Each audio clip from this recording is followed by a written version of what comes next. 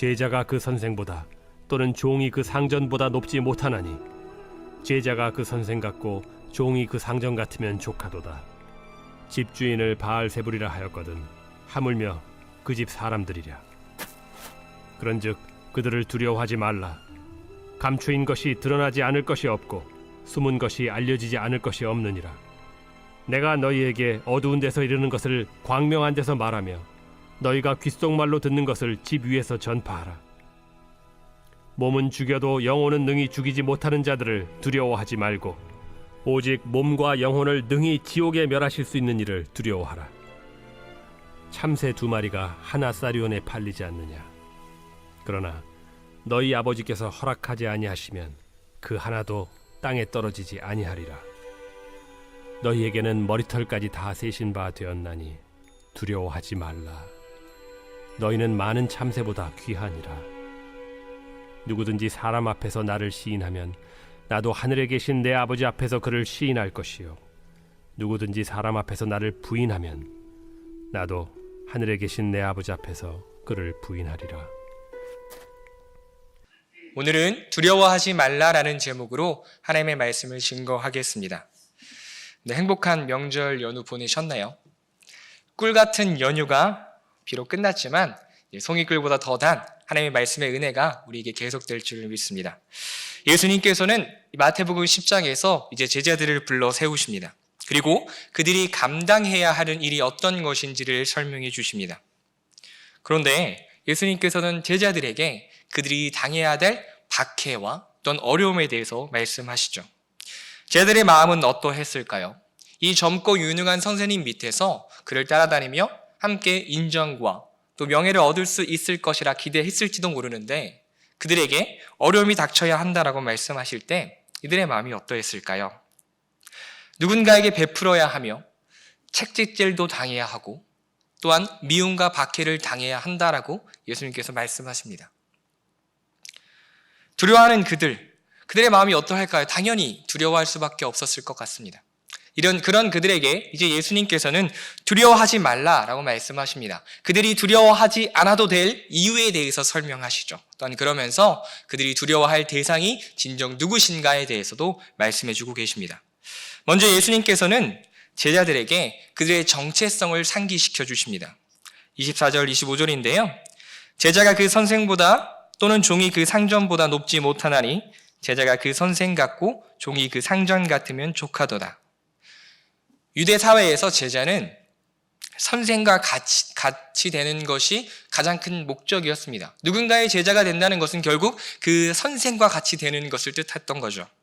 그리고 그때 실질적으로 이 종은 이제 이 제자는 선생님의 종과 같았습니다.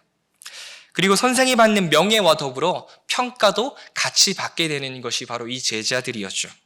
당시 예수님을 반대하고 적대하는 자들은 예수님을 바알세불이라 말하며 조롱하였습니다.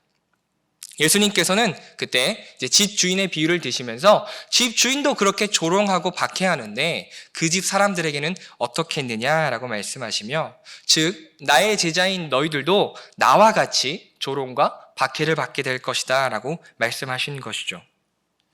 이어 예수님은 여러 가지 오해나 박해를 받을 수밖에 없겠지만 그러나 너희는 두려워하지 말라라고 말씀하십니다. 왜냐하면 모든 것이 밝히 드러나게 될 것이기 때문입니다. 26절입니다. 그런즉 그들을 두려워하지 말라. 감추인 것이 드러나지 않을 것이 없고 숨은 것이 알려지지 않을 것이 없느니라. 아멘. 예수님께서 어떤 분이시며 왜 이 땅에 오셨는지는 분명하게 밝히 나타나게 될 것이다 라는 것을 말씀하고 계신 거죠. 그때에 예수님이 어떤 분이신지 무엇을 위해 이 땅에 오셨는지가 밝히 드러나는 그때에 모든 오해와 거짓 증언들은 없어지게 될 것이다. 진실이 드러나게 될 것이다 말씀하십니다. 그러면서 이제는 복음이 더욱더 공개적으로 그리고 선포되어져야 한다라고 말씀하고 있습니다. 그동안 제자들에게 예수님과 제자들이 있을 때 혹은 개인적인 공간, 사적인 공간에서 그들을 가르치셨다면 이제는 27절 말씀처럼 복음이 광명한 데서 말하여지고 집 위에서 전파되어야 될 것이다 라고 이야기하고 계십니다. 1세기에서는 이 중요한 소식 또 모두에게 알려야 될 소식은 그 집 지붕 위에서 전했다고 이야기합니다. 평평한 그 집 위에 올라가서 이제 소리를 치는 거죠. 당시 한 마을은 거의 이제 가족 공동체 혹은 이제 가까운 사람들이 모여 있는 공동체였기 때문에 그들 모두에게 알릴 소식을 그 지붕 위에서 전파했던 것입니다. 즉 이제는 복음이 두려움 없이 모두에게 공개적으로 선포되어져야 한다라고 예수님께서는 이야기하고 계신 거죠. 예수님께서는 제자들에게 이제는 그렇게 해야 된다라고 말씀하십니다. 그러면서 이어서 진정으로 제자들이 두려워할 대상, 그것이 누구인지에 대해서 말씀하시죠. 28절 말씀입니다. 같이 읽겠습니다. 시작. 몸은 죽여도 영혼은 능히 죽이지 못하는 자들을 두려워하지 말고 오직 몸과 영혼을 능히 지옥에 멸하실 수 있는 이를 두려워하라. 아멘. 초대교회에서 이제 제자로 살아간다는 것은 생명의 위협과 여러 가지 어려움이 동반하는 그런 모습이었습니다. 예수님께서는 당신의 제자들이 겪어야 될 고통이 어떤 것인지도 분명히 알고 계셨죠. 그렇게 너희 몸을 상하게 하며 또한 생명을 취할 수 있는 그런 존재들을 두려워하는 것이 아니라 너희의 영혼까지 모든 것을 주관하시는 그 하나님만을 두려워야 한다라고 말씀하고 있는 것입니다. 그들의 모든 것을 주관하실 수 있는 분, 그 하나님을 두려워해야 한다라고 말씀하고 계신 거죠. 하나님만이 우리의 몸과 영혼의 주권을 가지고 계십니다. 그것을 믿을 때 이 세상에서 우리에 대한 모든 위협, 그 생명을 위협하는 그 모든 것조차 이길 수 있음을 하나님께서 아셨기 때문에 하나님만을 우리가 두려워해야 하는 존재로 알고 또한 그것을 기억해야 한다라고 말씀하시는 거죠. 이어지는 말씀은 하나님을 두려워하는 자들이 이 세상을 두려워할 수 없는 이유에 대해서 계속해서 설명해 주고 계십니다. 29절 말씀을 보게 되면 참새 2마리가 한 아사리온에 팔리지 않느냐? 그러나 너희 아버지께서 허락하지 아니하시면 그 하나도 땅에 떨어지지 아니하리라. 당시 참새는 가장 가치가 적은 것이었습니다. 한 아사리온은 당시 하루 품삯인 데나리온의 16분의 1의 가치를 가지고 있었죠. 이것은 현재로 비유하자면 몇천 원 정도의 가치일 것 같습니다. 가장 보잘것없는 것조차도 하나님께서 돌보신다라고 예수님께서는 말씀하십니다. 우리가 주목해야 하는 것은 모든 것을 돌보시는 그 하나님이 우리와 어떤 관계를 맺고 있느냐, 예수님께서 하나님을 어떻게 소개하고 있느냐인 것입니다. 참새조차도 돌보시는 그 하나님께서 너희의 아버지이시다라고 말씀하시면서 그분이 우리를 얼마나 사랑하시는지 예수님께서는 말씀하시죠. 너희에게는 머리털까지 봐 세신 바 되었나니 두려워하지 말라. 너희는 많은 참새보다 귀하니라. 우리를 향한 관심과 사랑이 얼마나 큰지 그 머리털조차도 세신 바 된다. 그만큼 우리를 향한 하나님의 관심과 사랑이 뜨겁다라는 것을 예수님께서는 말씀하고 계십니다. 즉 어떤 상황 가운데 있다 할지라도 우리 아버지신 하나님께서 너희를 돌봐주실 것이다 라고 예수님께서 말씀하고 계신 거죠. 문득 제자들이 이 말씀을 어떻게 기억했을까, 어떻게 받아들였을까 고민해 보았습니다. 그들이 이 말씀을 들었지만 환난과 고난을 만나게 됐을 때 과연 그들은 어떻게 반응했을까? 이렇게 생각하며 말씀을 찾아보니까 사도행전 5장 41절에 이렇게 기록되어져 있습니다. 사도들은 그 이름을 위하여 능욕받는 일에 합당한 자로 여기심을 기뻐하면서 공의 앞을 떠나니라. 사람들이 제자들을 불러 모아놓고 그들을 박해하고 핍박할 때 그들은 그것을 기뻐했습니다. 그들은 그 모든 고난과 고통, 심지어 죽음까지도 기뻐하였습니다.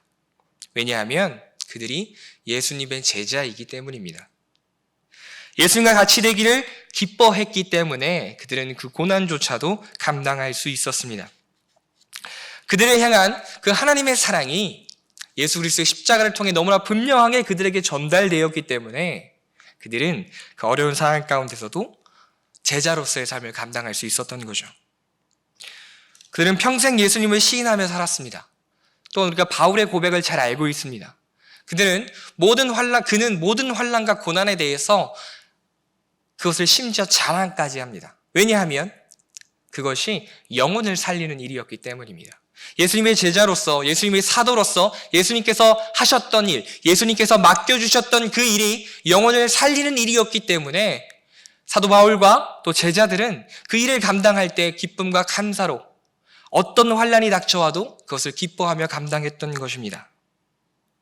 영혼을 살리는 일이었기 때문에.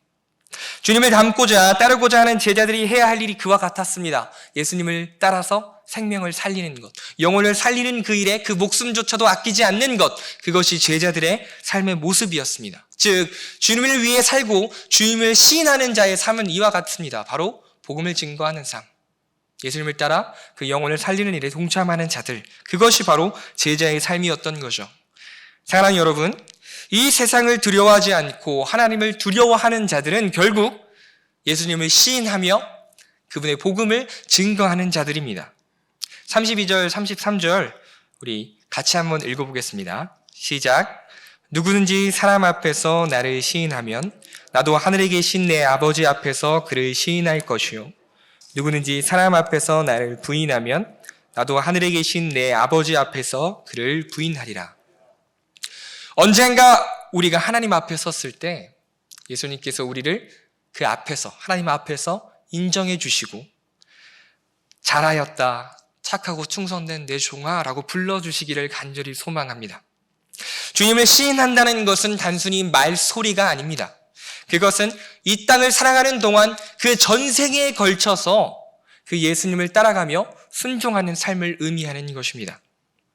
주 안에서 사랑하는 성도 여러분, 이 시대를 살아가는 동안 온갖 두려움이 우리를 엄습할 수 있습니다. 우리의 미래, 사회적 관계와 위치, 또는 우리의 자녀들, 또 우리의 건강, 여러 가지 문제들 우리를 찾아올 것입니다. 우리는 내일 일도 알 수 없고 심지어 오늘 하루도 어떻게 될지 모르는 존재들입니다. 다만 이러한 염려와 어려움들은 특별히 우리가 우리의 삶의 주인의 자리에 앉으려 할 때 더욱 가중되는 것 같습니다. 그런 우리들에게 이제 예수님께서 말씀하십니다. 너희는 두려워하지 말라. 왜냐하면 모든 것이 밝히 드러날 것이며 우리의 모든 것을 주관하시는 그 하나님께서 너희를 사랑하시고 너희를 오늘 이 시간 돌보고 계시기 때문에 너희는 두려워할 필요가 없다라고 말씀하고 계시는 것입니다.